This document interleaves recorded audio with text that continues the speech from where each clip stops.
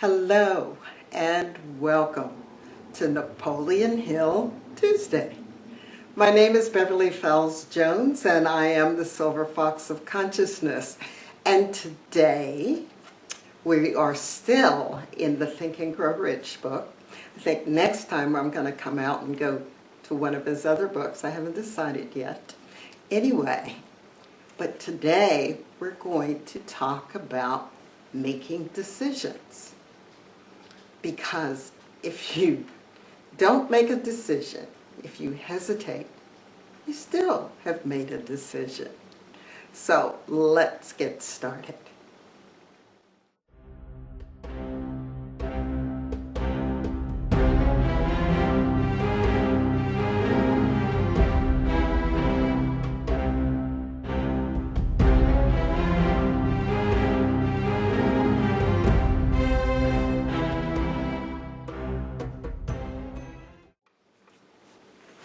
Welcome back. Listen, I said that if you don't make a decision, you've made a decision. There was another gentleman in an organization I belonged to, and he said, I decided to decide. And that stuck with me because of the idea that you've got to decide what you want. You really have to decide what you're going to do. You need to decide whether you're going to stay in the situation that you're currently in, if you're not happy with it, or whether you're going to move forward with something else. Are you going to decide to stay at a job that you don't like or you don't make very much money? However, you can't see a way out. You can't see how you could find another job making more money. You don't believe yourself to be capable of learning different things and becoming good at it.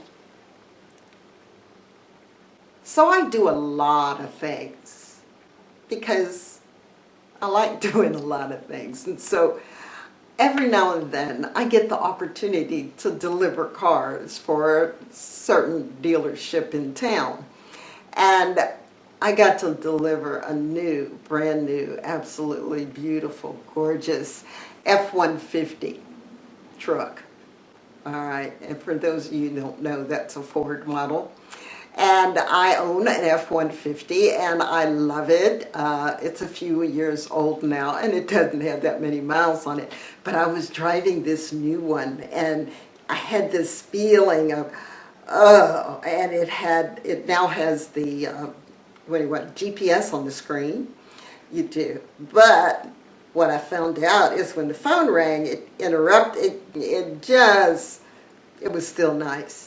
And it drove nicely, the handle was nice. I have leather seats, this had leather seats, but I started thinking it's a different model, and I go, so what's the tow capacity on this? Now, I remember when I was first looking for my truck, I nixed this model of tow capacity because it didn't tow enough, but the other model did. But I was looking at it and I'm going, do I need a new truck? Do I really need a new truck? I don't need a new truck. It'd be nice to have a new truck. But do I want a new truck? And is this the truck I want? So in other words, I just kept asking myself a question. I eventually decided I was quite happy with the truck I have. No need in spending money on a brand new truck. That this particular truck costs twice as much as the one that I purchased. But that's neither here nor there, because it had a whole lot more bells and whistles on it. But the whole idea is, did I want to make a decision on whether I wanted a truck or not? Would be nice, wouldn't it be nice if, but it would have to be a prize or something would have to happen to my truck or, something. It would have to be easy. And that's the thing with Napoleon Hill. When he's talking about when you are creating and going after this goal that you have set. Neville Goddard, the other person I'm going to introduce to you all eventually, also said that it can't be hard. Jose Silva said, when it's meant to be, it's not going to be hard. Your subconscious, so a previous video that I talked about, your subconscious is going to be on board, and when it comes on board, it's going to have you do things, find things that helps you move forward in your quest. I have found that when I've made a decision about something and I've gone into the meditative state and I've pretty much informed my subconscious what I wanted, a lot of times I wind up going someplace or doing something, or somebody calls me, or I'll turn on the TV and the piece of information that I need is there. So, when you make the decision about what you want, then opportunities are going to be presented to you. And you've got to decide, is this an inspired action? Is this something I'm supposed to do? Is this a yay or a nay? And many times I will go deep into my subconscious. I will go into a meditative state and ask, is this what I'm supposed to do? It's easy. The information comes easily. If it's hard, it may not be the direction you want to go. Now, there are times when we do things and they're what we term a failure. It didn't work. But what I've found is when I have a failure, I've made the decision to do something and I had a failure, I've learned to ask this question. So write this down, because I don't have the tendency to repeat myself at the end of a video. Okay? So write this down. What am I to learn from this? What is my lesson from this? Right? What is the lesson? Whatever way you want to write it, what is the lesson in this thing that just happened to me? It could be a failure, but when the failure occurred, you may have learned something special. You could learn that it's not something you're good at. You could learn that this is not the way to do it. Like Edison said, there's 10,000 ways not to make a light bulb. And all Edison was doing, the light bulb was invented, but the wire inside was the difficult part. And he's the one that perfected the little tiny wire that went in our regular light bulbs that we've used for over 100 years. But he found 10,000 ways not to do it. But each time he made a little notation and said, nah, that's not quite right, and then made some adjustments. And sometimes a failure for you is just that, teaching you something not to do, or getting you to think in a totally different way. Maybe it's a 180-degree change, and this is the way it's always been done. But sometimes we need to ask the question, what else can be done? How else can this be done? What if I did something totally different? And many times, great discoveries have been made that took you from doing it this way, this way, this way, this way, this way. So on this drive, delivering this vehicle, I got to go out west. And I saw cotton fields and sorghum fields and wheat. And I thought about the Dust Bowl. And some of you got to get your history books out in the Midwest, when agriculture, the colleges were saying, till the soil, till the soil, right? And no, you don't have to plant anything, just till it, and, and then the drought happened. And all that beautiful, gorgeous topsoil that grew absolute magnificent plants blew away. Just the winds, and it just blew away because there was nothing in there to hold it. Now, there is, and what I practice in my garden is a no-till method, where I don't till the soil. Years ago, when I lived in Pittsburgh, I'd get the tiller out and I'd till every spring.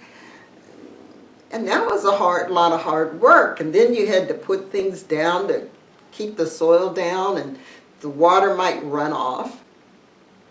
Now, I don't till the soil. I may put wood chips on top, or hay, or the leaves from the fall, and chop them up and put them on top. And then I dig a hole to plant my plant. But I no longer till my soil, because it's been found that by allowing the roots from the previous, so the previous year I don't pull it all out, I cut it off from at ground level and then throw that stuff into the compost pile. But the root system helps hold the soil together, it allows it to have water, and I'm giving you a lesson on gardening. But the idea is that you learn different things. And so you make a decision to keep learning, to keep going forward. It's been said that the top-rated CEOs make quick decisions and they're slow to change their mind. But if they get some evidence that their decision they made was wrong, they change it and they make another decision.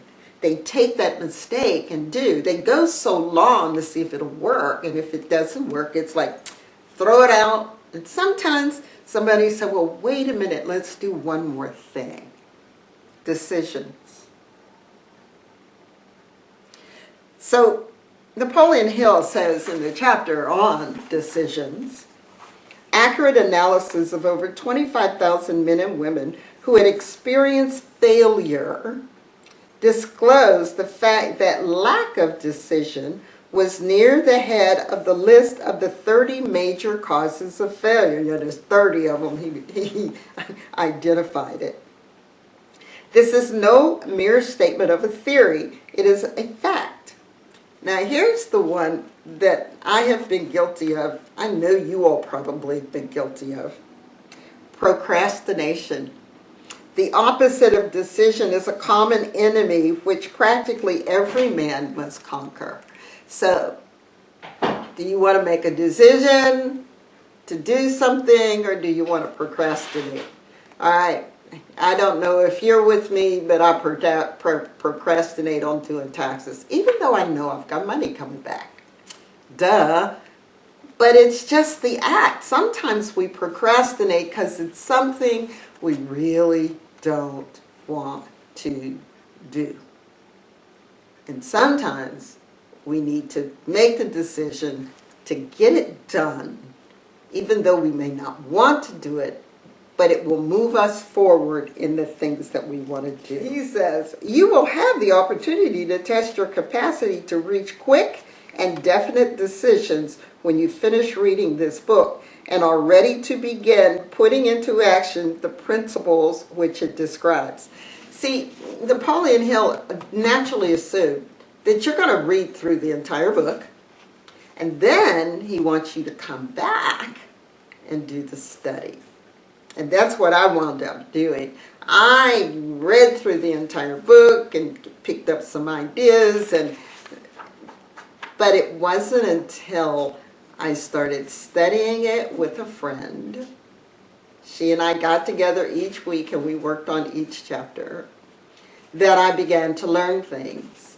And then I was telling this to somebody else and they said, I think this is a wonderful idea. And that's how the Think and Grow Rich Masterclass came to be, just by following his directions. Napoleon Hill studied a lot of people, a lot of rich people. He studied what they did.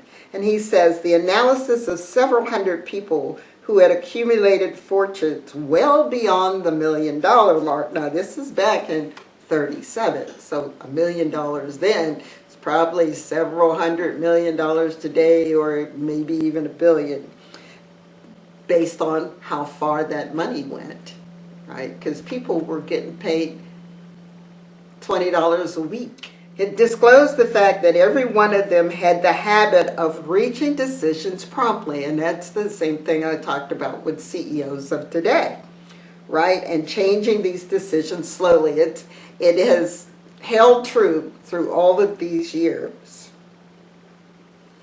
People who fail to accumulate money, all right, listen up, without exception, have the habit of reaching decisions, if at all, very slowly, and changing these decisions quickly and often. How many times have you decided, maybe you wanted to buy something or invest in something? You know, somebody told you, well, you need to start saving in your 401k. Start putting money in the 401k or an IRA, but you need to start saving money. And you start saving money, but then you saw something that you wanted to buy, and you took the money out of the savings to buy that. So you've just shot yourself in the foot, metaphorically, because the money that you put in that 401k is earning interest, or it's increasing as the stock market increases. And over time, there would be money there. As I tell people, you put money in your 401k, but you also invest in the stock market on your own, or you have a money market fund of some type, so that eventually you pay cash for everything. You pay cash for your vehicle. The only thing I don't recommend paying cash for is if you're buying a house. Not unless you have accumulated so much money that you can plop down $500,000, or here in Texas, $300,000, and buy a house. You can even buy a house in Texas for $150,000.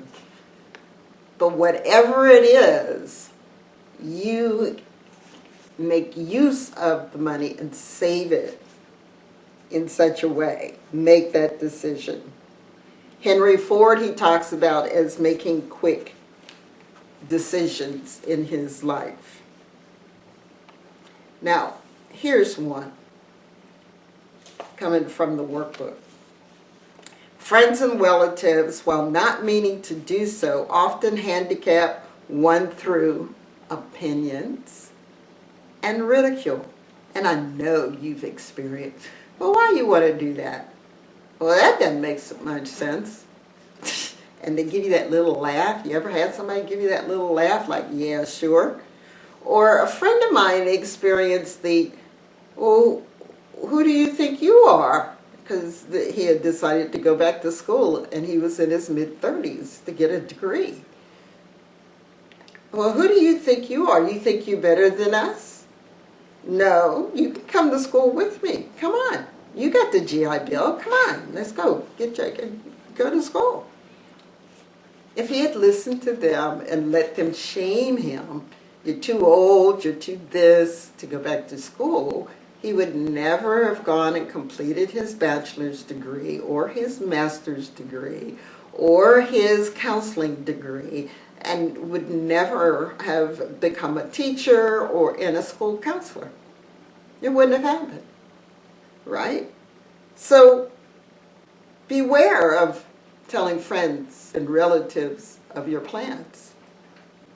You have the brain and a mind of your own, so I want you to use it and reach your own decisions. If you need facts or information from other people to enable you to reach those decisions, acquire these facts or secure the information you need quietly, without disclosing your purpose. You know, many people have had ideas that were stolen from them because they mentioned it and asked some questions. Start doing your research. And not all research is done on the internet. You may have to go to the public library.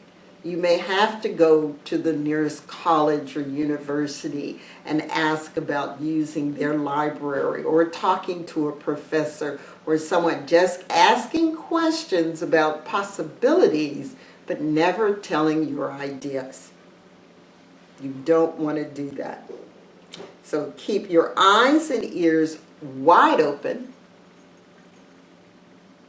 and keep your mouth closed if you wish to acquire the habit of a prompt decision. If you talk more than you listen, you will only deprive yourself of many opportunities to accumulate useful knowledge. But you also disclose your plans and purposes to people who will take great delight in defeating you because they envy you. Because they envy you. There are many examples that I can bring about in the news today of one particular person that the tabloids have vilified because they didn't have anything else to do, and the person wouldn't share all their intimate and personal details with them, so they made things up. And a lot of times I've watched some information on this particular person, and I've listened to people, and I could hear the envy in their voices. I could hear the jealousy. I could hear the feeling of being less than. So if you see someone doing great things, they're not, acting like a crazy fool in the media and going out and getting drunk or having affairs or doing those kinds of things, be very careful about what is being said. And the first thing you've got to ask, okay, so people say, or a trusted source said, or it's being said that just basically says that they're the one making it up, or they're the ones that are interjecting into the information.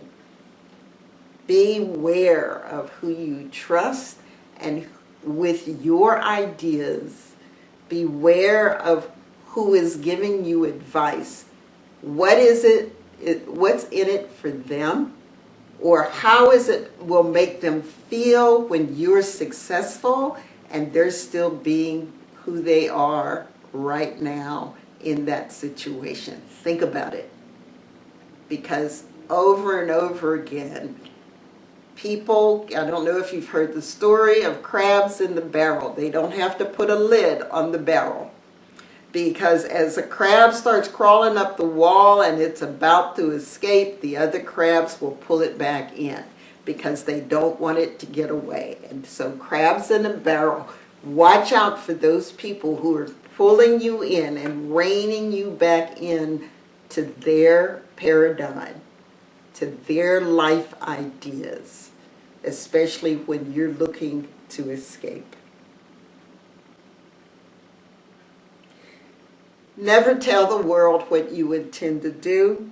You need to show it. So thought, backed by a strong desire, has the tendency to transmute itself into its physical equivalent. And we learned that in the video on the subconscious mind. Those who reach decisions promptly and definitely know what they want. What is it that you want? Because once you know it and you can make the decision that you really want, really want it, then you can get it. Leaders in every walk of life decide quickly and firmly. That is the major reason they are leaders. The world has a habit of making room for people whose words and actions show that they know where they are going. Napoleon Hill said, "When your desires are strong enough, you will appear to possess superhuman powers to achieve." So, you know what? Get your strong desires. Find out what is that you want so much that you can taste it. What is it that you desire in your life so much that you are willing to do whatever it takes to get there? I will be in your corner. I will root you all the way. But as we learn, there are multiple steps to get you there. There are multiple life lessons. There are multiple laws of success that you must learn to possess, learn them, incorporate them in your life, in everything you do. And you will become successful. I hope you like this information that I've given you in this video. If you do, please hit the thumbs up. If you haven't subscribed yet, please subscribe and hit the bell so you're notified when I'm uploading another video and I make it available to you. This is a series on Napoleon Hill. And I would, little bit by little bit, we're going to share with you the ideas that Napoleon Hill helped train millions of people in. And those millions of people, the ones that embraced his teachings, have become very successful in life. And I want to see you become successful too. So as you have believed, let it be done to you. And it is so, and I'll see you in the next video.